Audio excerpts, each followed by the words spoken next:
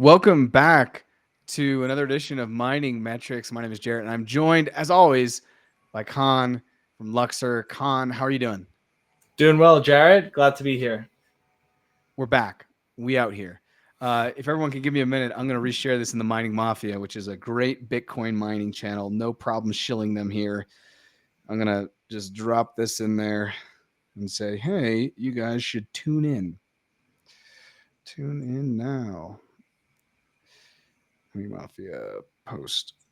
And for some reason, it says February. Amazing. Just amazing.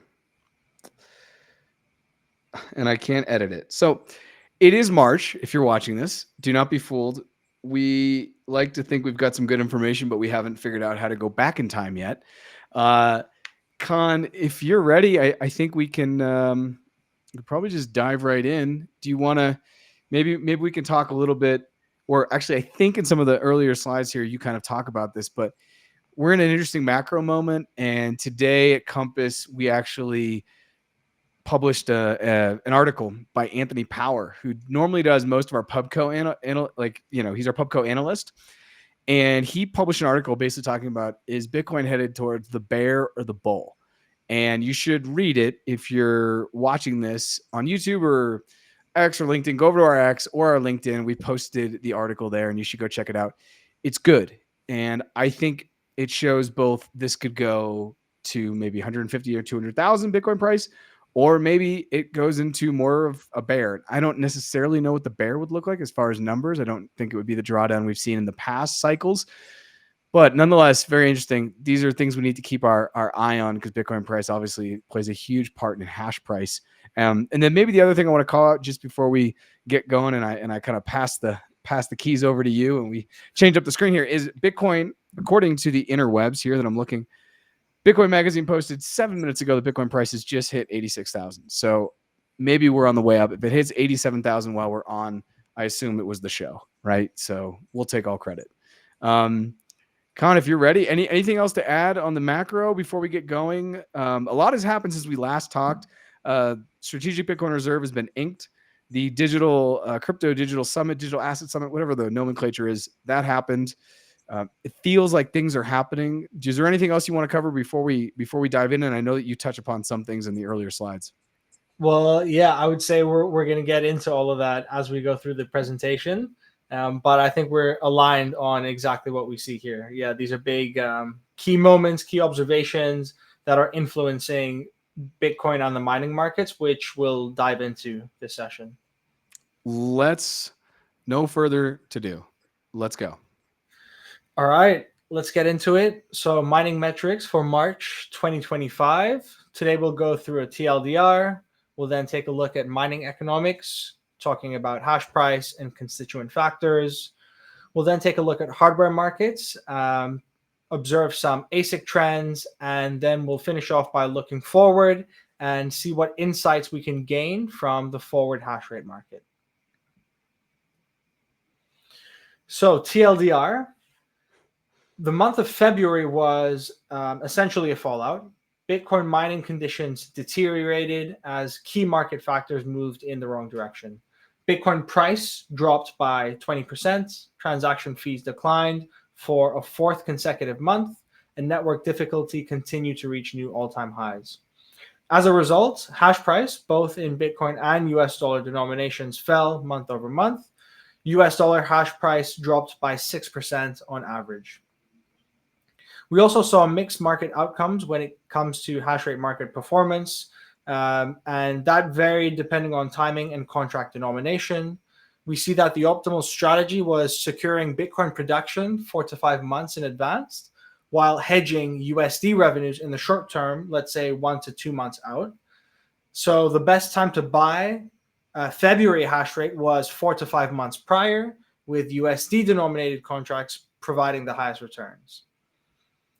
Expectations calmed down. Bitcoin price expectations declined across March to July 2025 forward contracts, which reflected the dip that we saw throughout February.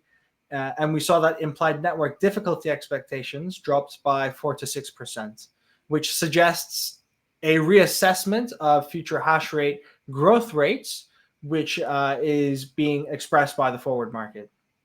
And finally, Jarrett, like you said, we see that policy uncertainty ahead is going to be a key factor. Government policy is becoming a defining force in Bitcoin mining, and decisions around trade wars and strategic Bitcoin reserves will be a major factor going forward. Yeah, I want you to know, Kaan, that I know you're up in Canada. You're still a brother. Just know that, okay? Just know that. I appreciate that. All right, so getting into mining economics. That's a lot of red, Kaan. That's a lot of red. Yes, it is. I hate to say that to you. I want to call it as it is. Exactly. Yes, it is. So safe to say that in February, Bitcoin mining markets took a negative turn, and as of recent, we've seen some stress being exerted into mining economics. Compared to January, average Bitcoin price and transaction fees dropped 4.4 and 6.1%, respectively, while network difficulty continued to increase by 1.7% to a new all time high. These are all monthly averages. So as a result, USD hash price fell by 6%. We averaged $54.55 per petahash per second per day throughout the month of February. So far in March, we've seen an average hash price of just under $49. Bitcoin price action has deteriorated further. Network difficulty continues to climb, and transaction fees remain to be dry. So, safe to say that miners are being stressed at the moment with the current hash price condition.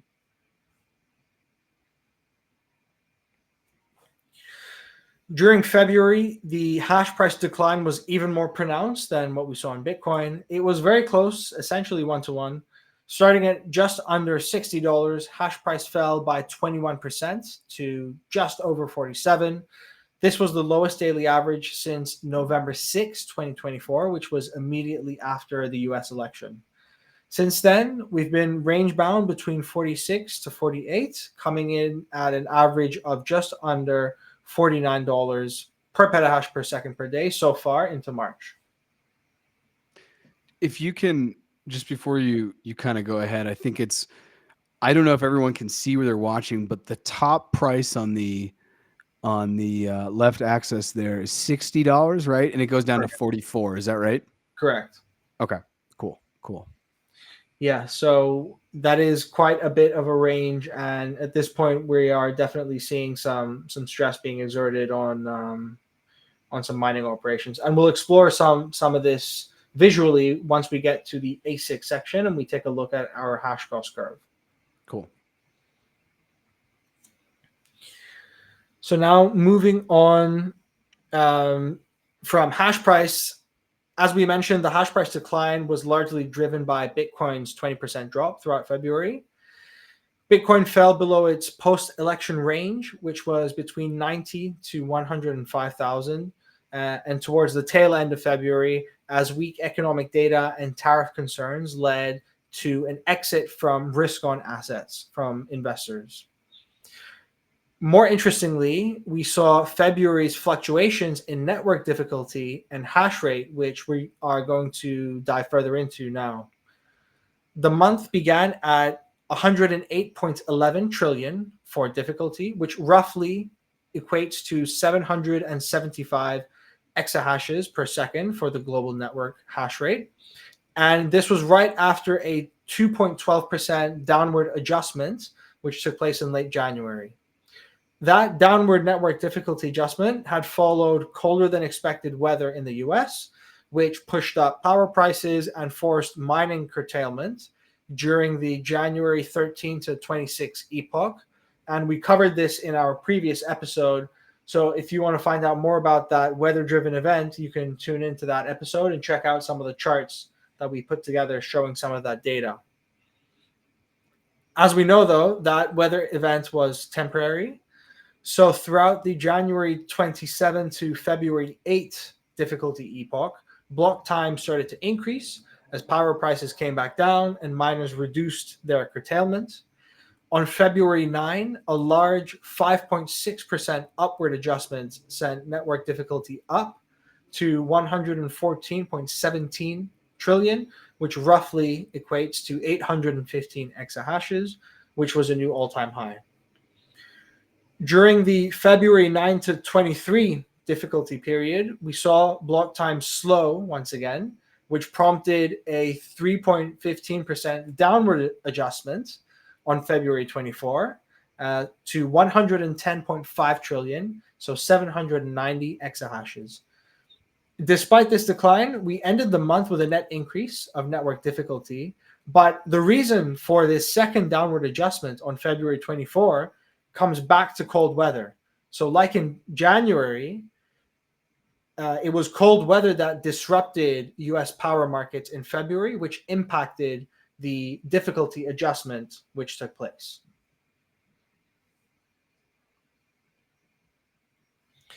And we can see this through the inverse correlation that we observe here between unprofitable mining hours in key US power markets and difficulty adjustments. So this highlights a structural dynamic in the mining ecosystem. That is, weather-driven disruptions in hash rate dense regions like Texas, for example, may significantly influence Bitcoin's difficulty adjustments. Another observation to note is February 24's negative adjustment surpassed the previous adjustment we saw in January 27 in terms of scale, despite there being similar or higher average power prices observed in January.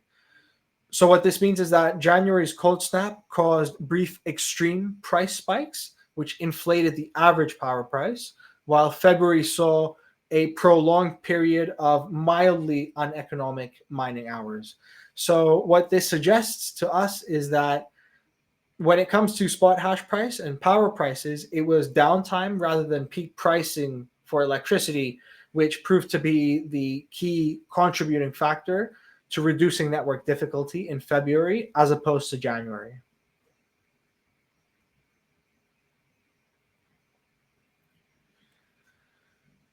And finally, this chart also illustrates the percentage point change in uneconomic mining hours. So as a share of total hours in the difficulty epoch, spanning from January to March 2025. During the early part of March, so from February 24 to the March 8 difficulty epoch, we saw that network hash rate remained stable at around 790 exahashes, which was around 25 exahashes lower than February's first difficulty epoch.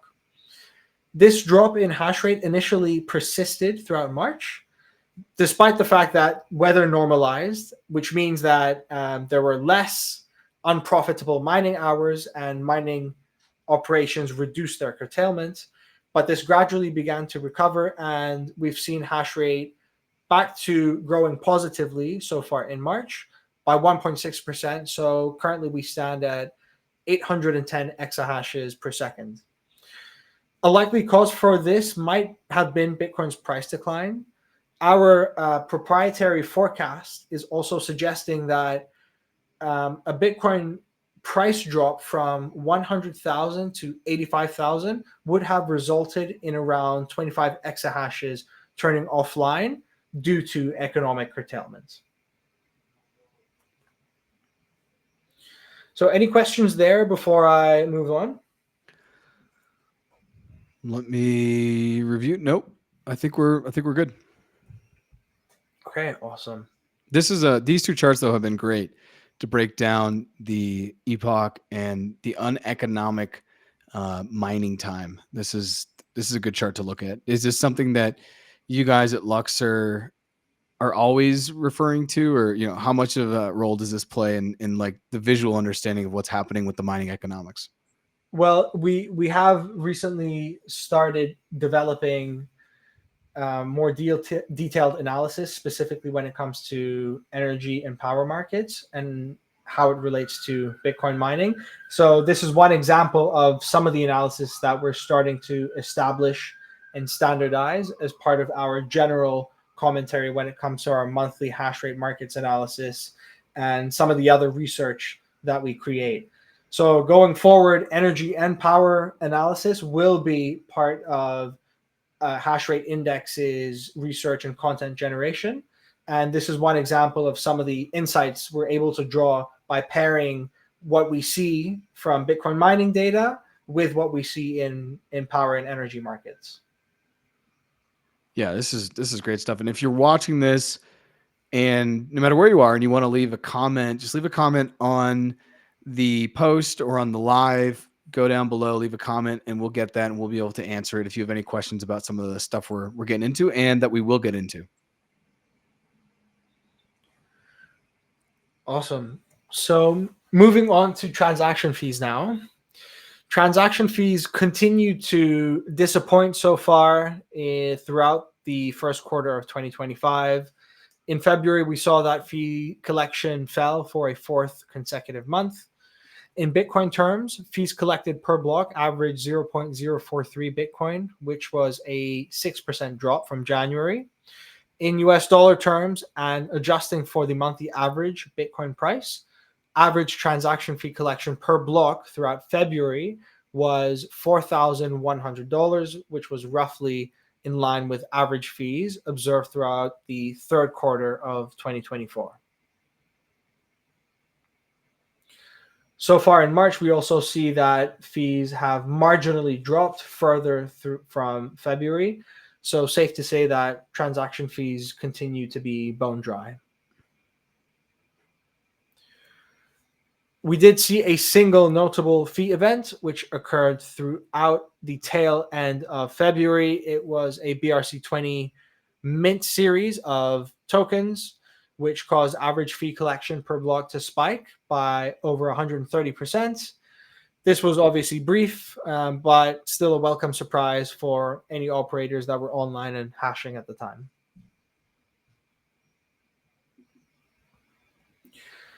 After being cleared for the first time since April of 2023, we saw that the mempool size began to build up again throughout March.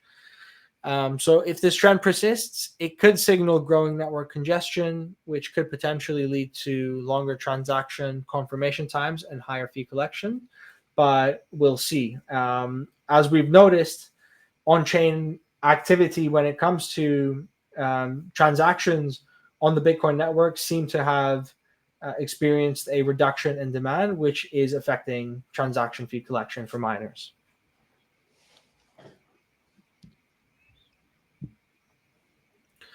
Okay, we can now move on to the hardware section. Any And questions so actually, far?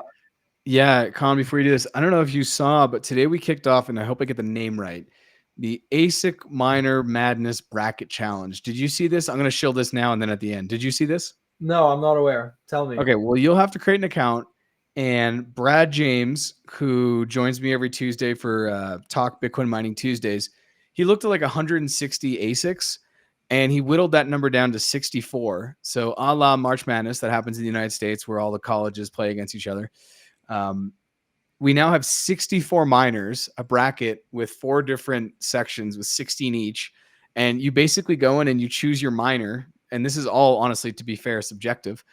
And whoever wins the bracket challenge is going to get a BitX. So if you're watching this on X, go down. Actually, we pinned the post on our X, which is @compass_mining. And you can join. It's completely free. The rules are Machiavellian. You can create as many brackets as you want.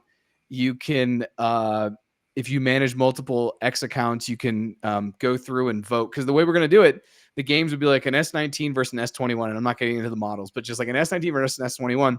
We're going to put the poll up starting on Saturday. So starting on Saturday, there's going to be 8 polls. And you're going to have to then go in and vote. And then whoever wins the polls, right, then quote wins the games in the bracket. And then that miner advances. We've never done it before. We're trialing it out. A lot of people do the Miner Madness where they do the pubcos, but we wanted to do ASICs. So if you're into mining and you want to join, completely free. Should be a lot of fun. We've got a good amount of people who've already signed up, but on Compass Mining, it's a pin post. You can go learn more, and yeah, you get a free bid axe if you win, and it's pretty subjective, so it's all vibes, and we hope people shill because the idea is that people blow up every poll as we move forward in the bracket. So, anyways, I just want to call that out. Very cool. I want to win that bid axe, so I'll be there. Good, good. Okay, speaking of, let's take a look at some ASIC trends. So earlier we mentioned our hash cost curve. As a reminder, what this table shows is essentially to what extent we can afford to incur power costs, operating expenses in terms of electricity at a certain combination of fleet-wide efficiency and an electricity power cost that we can achieve based on current prevailing hash price.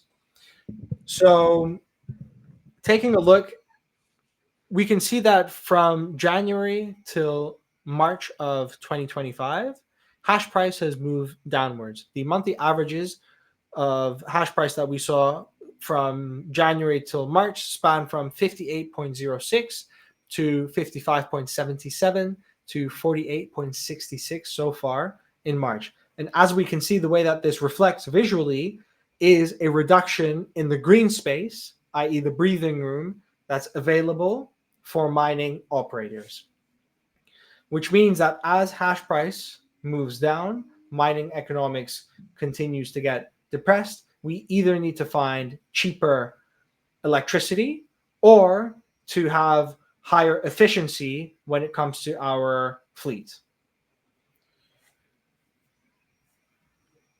Now, if we take a look at demand for specific machines throughout February and so far into March, what we can see is a few observations that stick out. And this relates to some of the trends that we observed during our 2024 year in review and so far into the first quarter of 2025, Jarrett. And that is two main observations. One is that the new generation of incoming machines in the primary market continue to carry a premium. These are the S21 series from Bitmain, for example, and comparable models from Kaan and WhatsMiner models as well. And then second is in the secondary markets, we see the S19 series continuing to be highly in demand and with other comparable models as well. For example, the M30 series from WhatsMiner. And we know that the reason is because as publicly traded large-scale professional industrial companies continue to upgrade their fleet into the next generation, this creates opportunities for smaller scale, mid-size, and smaller size private mining operations to pick up incoming ASICs from secondary markets as well. So this reflects in the demand side observations that we can see through our ASIC trading desk. Now, if we also go back to our hash cost table, what's interesting to see here is, let's say if I were to be running an S21 or an M60S model, so these are the newest generations of machines that are currently available, that would put me at a range between 16 to 18 joules per terahash. So on the left-hand side, if you look all the way down from 38 to 10, that puts me at a range between 16 to 18 joules per terahash. What this means is that I can justify hashing even at a power cost above 10 cents per kilowatt hour, which means that I have a lot of breathing room because my machines are so efficient. Conversely, if I'm running an S19 series machine or a comparable, let's say the M30S, for example, that's puts my efficiency at a range between 29 to 30 joules per terahash, which again, at the left is towards the upper end, which means that I can only afford a power cost ranging anywhere from 5 to 6 cents per kilowatt hour at the max. At any point above that, I have to shut down because the costs I'm incurring in order to operate my machines overwhelm the revenue that I would be bringing in. So I would not be profitable, and it wouldn't make sense for me to mine. So this is what uneconomic mining would look like. And this, I think, it continues to persist in why we see these demand numbers when it comes to both the 21 series and comparables being highly in demand and the 19 series being highly in demand at the moment. Yeah. Can you actually just go back? I want us to see. So from left to right, the red is what's that? S19XP, S19J Pro, and S19J. Is that right? Correct. Okay. Cool. Cool. Yeah. So the red bars indicate secondary markets, used machines, and then the yellow bars indicate primary markets, i.e., new machines. Got you. That tracks. Okay. And finally, if we take a look at some historical trading prices for used ASICs, we can see that towards the tail end of 2024, we saw a slight bump up in prices for these machines, which gradually normalized. And throughout the first quarter of 2025, prices have been relatively stable.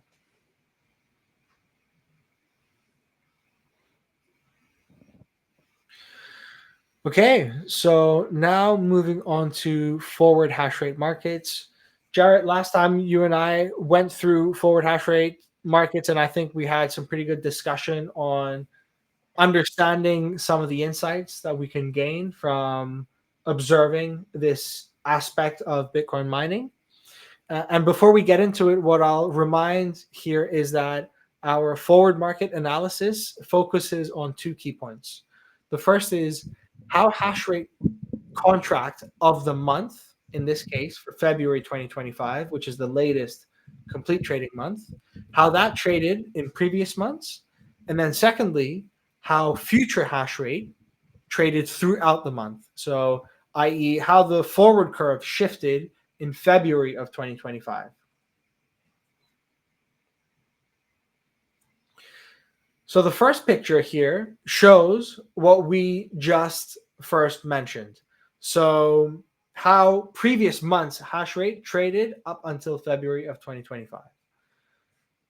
What we see is that February's forward hash rate market mirrored recent months, but was different because of the Bitcoin price dip we saw in spot markets, which means that USD and Bitcoin denominated markets saw different outcomes.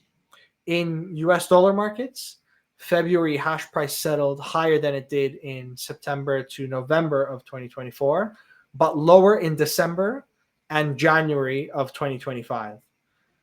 So this means that for September to November, had you bought or had you gone long, you would have won, while hedging or selling would have meant that you essentially lost.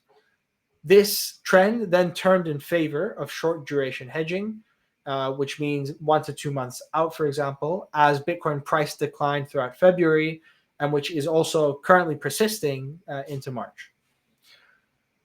In Bitcoin markets, however, we saw the exact opposite. So February hash price settled below September to November 2024 levels, and it remained flat throughout December to January of 2025, which means that hedgers profited because they were able to lock in a higher hash price and total Bitcoin production, while long positions saw the loss on the other side. Another way to visualize it is also through these tables. These tables summarize how a 1 exahash mining operation would have performed had it sold February's hash rate forward versus mining spot during the month of February 2025. So what we can see is that when it comes to USD numbers right here, it was a mixed bag. We see both red and green, which means that whether or not to be hedged or to buy hash rate for February was a bit unclear.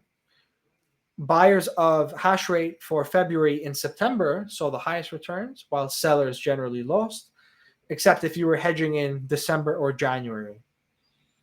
If you had sold in December, for example, you would have earned an 8% premium over spot mining.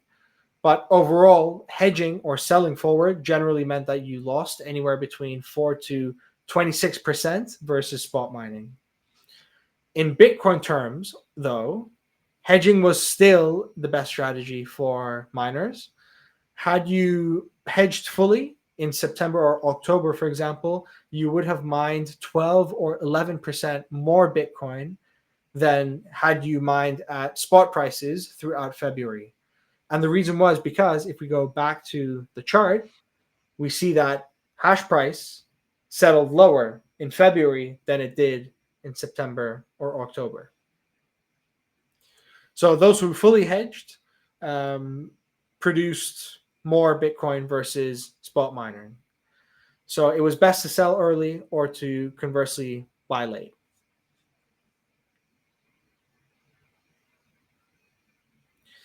Now, the second picture, this is now showing us how future hash rate traded in February 2025. So the first contract performance visual showed us how previous months compare to the month of February 2025. And now we're looking at how future hash rate trading evolved throughout the month of February 2025. So first we look back and now we're looking forward to see how future expectations are changing. That's what this image shows. It shows the evolution of forward markets throughout February for the subsequent 5 months, so spanning from March through July of 2025. And what we see here is that the contrast between Bitcoin price and network difficulty and transaction fees continues to play out in the forward market. During February trading, the USD curve exhibited mixed patterns, but essentially expectations for USD contracts fell over the month, whereas expectations for Bitcoin denominated contracts rose. So again, we see two different outcomes in different directions. So just looking at these three, it looks like there's three pictures here that are kind of changing, right?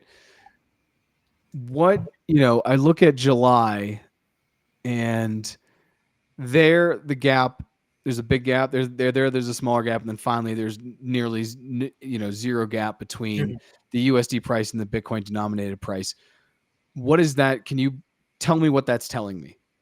Absolutely, yeah. So what we are looking at here is a GIF that goes through three different images, and it's showing the forward curve at the beginning of each trading week throughout the month of February. So Gotcha. On every Monday, we take a snapshot of the forward curve, which shows what the subsequent 5 months are being priced at the moment through our order book. And then we overlay these images to show how it changes over time. So you're seeing two things here. You're seeing a yellow colored curve, which is the US dollar denominated hash price forward curve. And then the second, which is the red colored curve, which is the Bitcoin denominated hash price forward curve. So if we start from the 3rd of February, and as you move through the images, what you're seeing is that the red curve is shifting upwards, whereas the yellow curve is shifting downwards, which means that expectations for Bitcoin denominated forward hash price is going up, and conversely for US dollar pricing is going down. So that's what the movements in the curves are telling us. Are expectations going down or up in terms of hash price, both denominated in dollars and in Bitcoin? And because that's a trend that we're seeing, the 3rd, the 10th, the 17th, and the 24th of February, do we, and I think you may have it here, but is that something we've also been seeing? I think we looked at this last time. Is that a trend that is on trend from the end of 2024 moving forward? Well, throughout February to March, for sure, it has been. So for the past 2 months, this is what we've been seeing. Yeah. And it likely relates to news around macro factors, tariffs and trade wars, and macroeconomic uncertainty, things like this, which is playing a role. Because what we're seeing is that there is a bit of a reassessment of expectations in terms of hash rate growth, which is being expressed in this curve, but then also in terms of Bitcoin price action as well. So we're actually going to look into this as we look forward, because it's a good question you ask. What's great about forward markets is that we can take these insights out from these observations, Mm-hmm. because the forward curve is baking in these opinions from market participants, which we're then able to analyze and observe, which can then indicate to us, what sort of direction market participants are expecting. Gotcha. And that is exactly what we're going to do right here. So what's great is, because we have two contracts, both in USD and in Bitcoin terms, we can divide one by the other to back out implied Bitcoin price expectations expressed throughout the market throughout the month. So as we mentioned, you'll see here we have columns from the 3rd, 10th, 18th of February. Those were the images that we were looking at previously. And what we see here is similar to US dollar denominated hash price, implied price expectations, future price expectations for Bitcoin fell throughout the month, right? We see a color scheme, a color scale ranging from green towards yellow towards red as we go from the 3rd of February to the 3rd of March. So throughout the month, price expectations across the board for the next 6 months went down. They cooled down from market participants. They are now expecting Bitcoin price to be lower than they did when the month first started.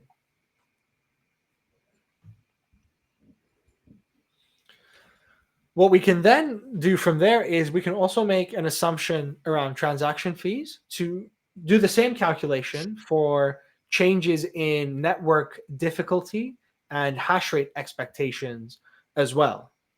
So in the tables below, what we did was we made an assumption of 0.05 Bitcoin and 0.08 Bitcoin per block being collected on February 3rd and March 3rd, respectively.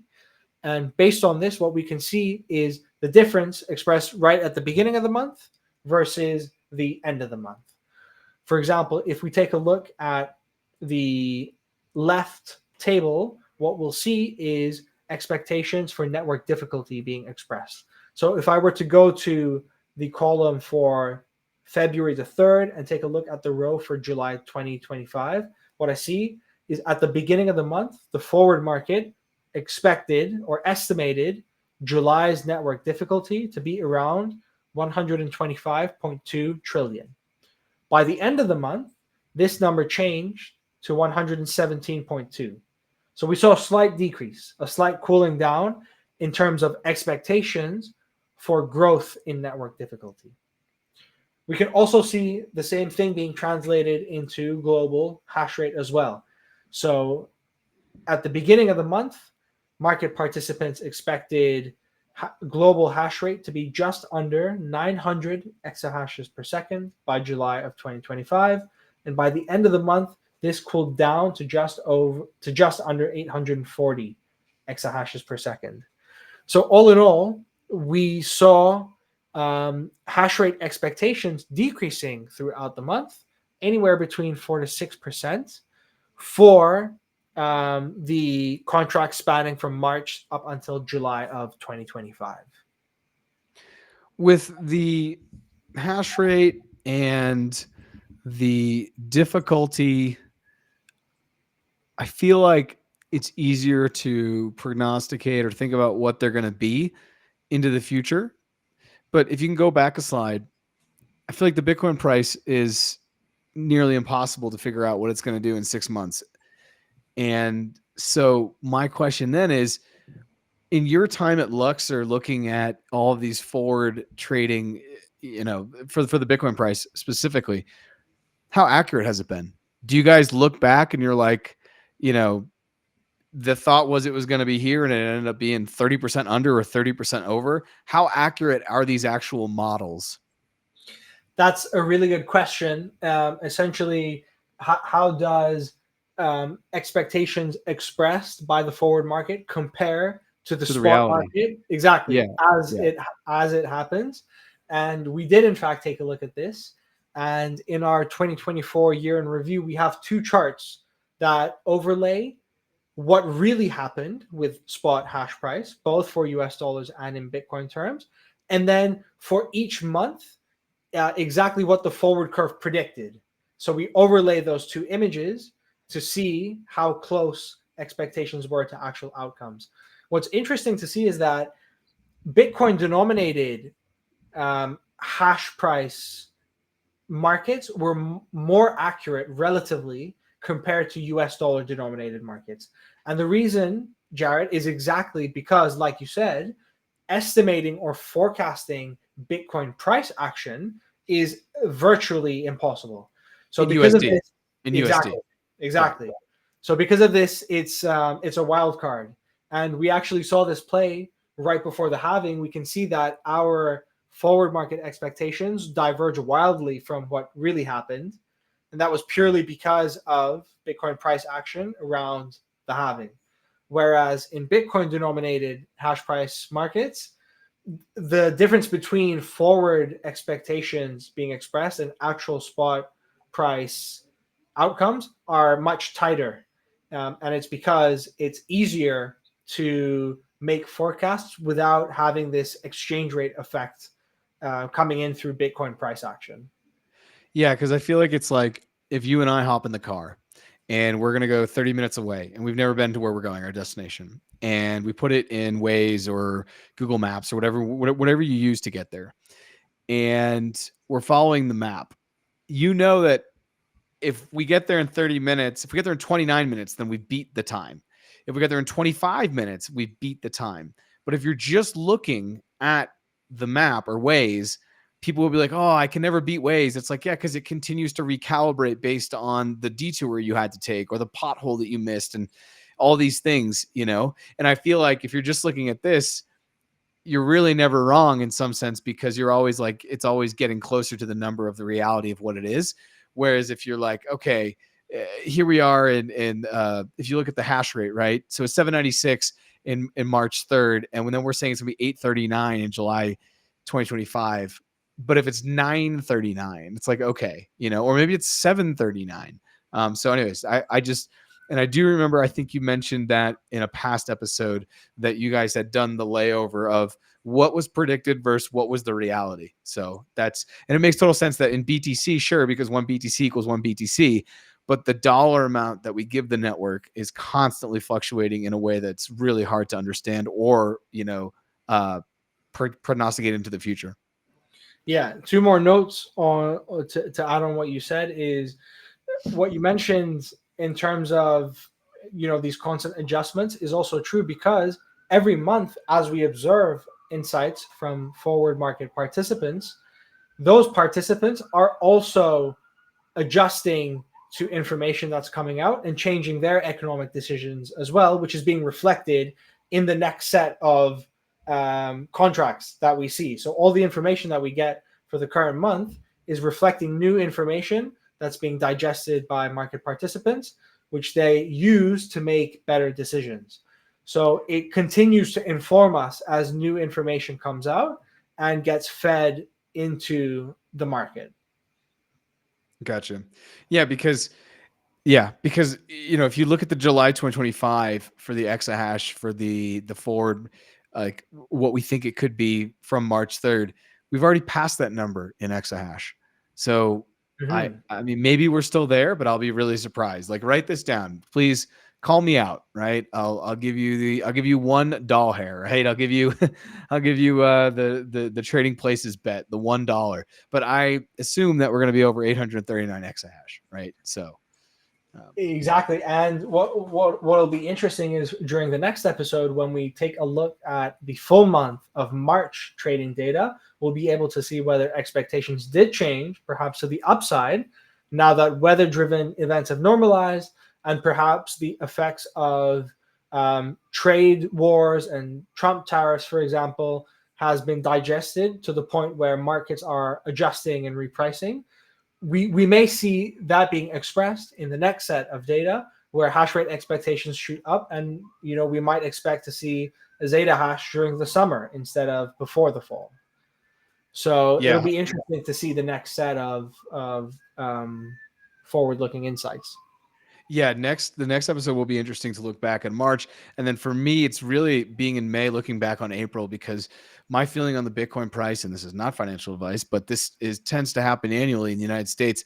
Everything up until May 15th slows just because of taxes. And then after, there's like a 2 week heat up period, and then things get into the summer and it gets real hot, especially in a post halving year. So I do personally feel like there could be some cooling down on the price until you get to the April 15th marker, but we'll see. Awesome. So finally, as we come towards the end of this session and we look forward, the hash rate forward market is currently pricing in an average hash price of $48.75 per petahash per second per day, or 55,000 Satoshis over the next 6 months. As we look ahead, we see that government policy is emerging as a critical factor influencing the mining industry's trajectory. More than ever, government decisions may shape profitability, network growth, and overall confidence in the market in the coming months. In February, we observed issues with Bitcoin mining hardware imports. In March, Trump tariffs and trade wars went into effect, all of which cooled Bitcoin price action to some extent.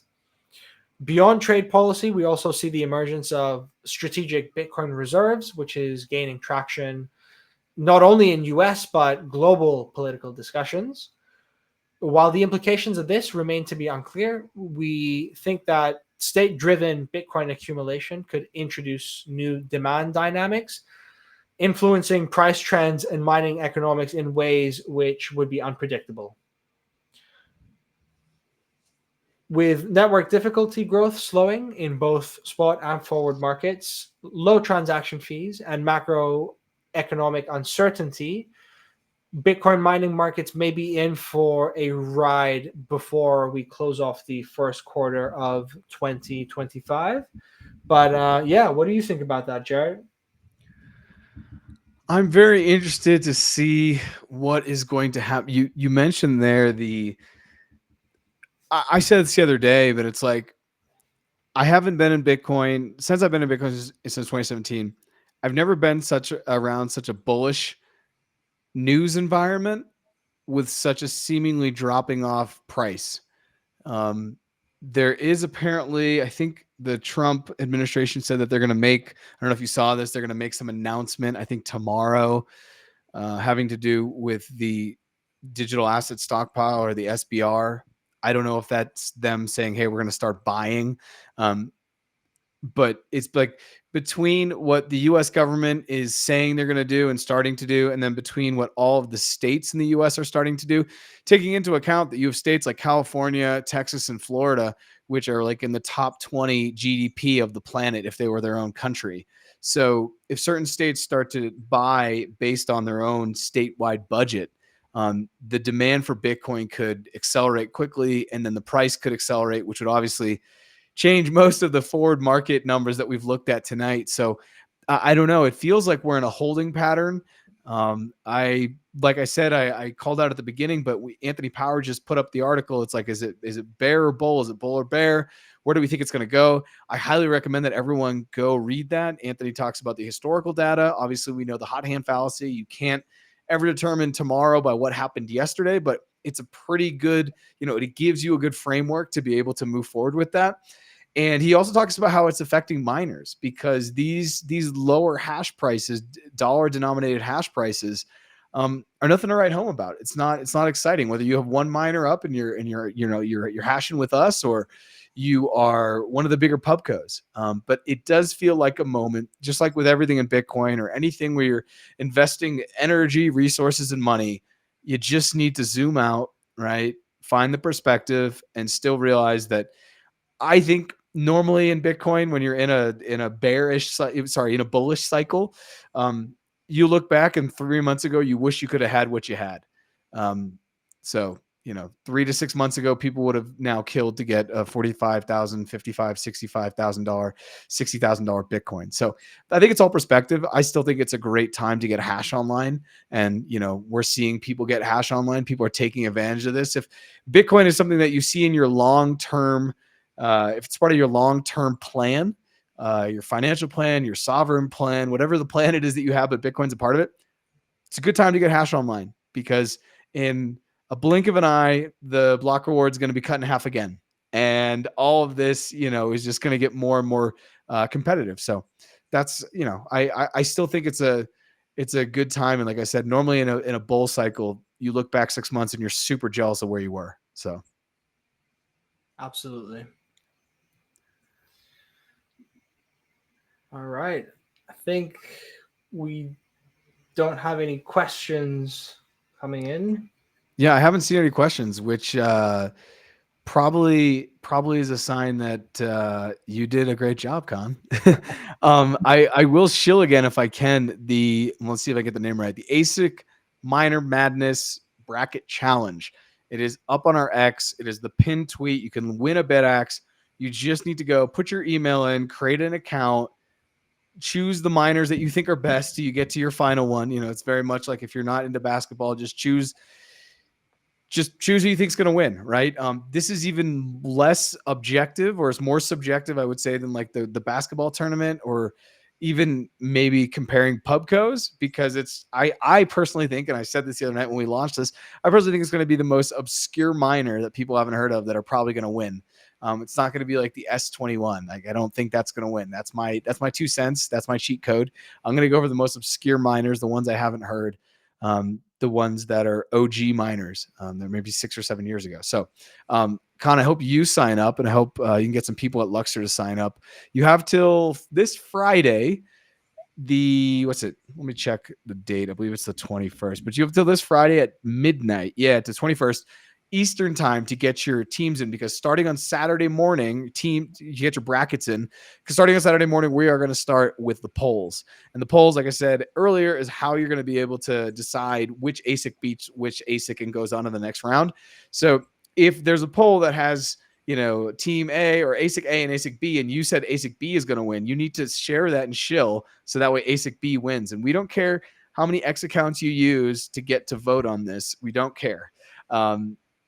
A BitAxe is on the line. We will be giving the winner a BitAxe, and they will win the inaugural ASIC Miner Madness Bracket Challenge. So, Kaan, please at least fill out one bracket. I'm probably going to fill out a couple, because winning a BitAxe is kind of a great thing. So, I'll be there. Yeah. Good. You got to be there.